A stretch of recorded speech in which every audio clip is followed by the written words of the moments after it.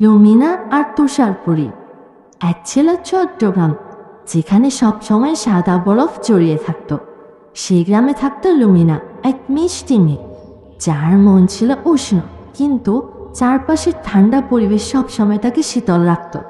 সে বরফে খেলত, কিন্তু একা একা মনে কষ্ট পেত, কারণ কেউ তার উষ্ণ স্পর্শ করত না। এক রাতে হঠাৎ ঝড়ের মধ্যে আকাশ থেকে নেমে এলো এক ঝলমলে আলো। আলোটা নেমে এসে লুমিনার সামনে থেমে গেল। এটি ছিল এক সুন্দর তুষার পরী। তার ডানা জলজল করছে আর চোখে মৃদু হাসি। পরী বলল, লুমিনা, আমি তুষার পরী। এই গ্রামে যিনি সত্যি উষ্ণ হৃদয়ে, শুধু তারাই আমার জাদু অনুভব করতে পারবে। লুমিনা তো অবাক হলো।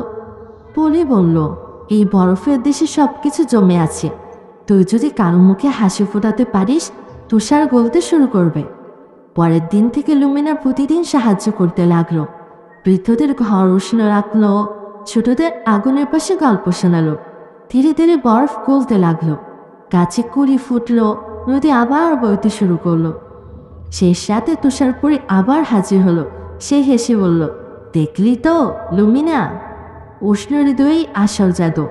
তারপর এক ঝলক আলো ছড়িয়ে সে মিলিয়ে গেল আকাশে, আর লুমিনার গ্রাম হয়ে উঠল সবচেয়ে সুন্দর জায়গা, যেখানে শীতের মাঝেও ভালোবাসা এবং উষ্ণতার জাদু জ্বলজ্বল করত।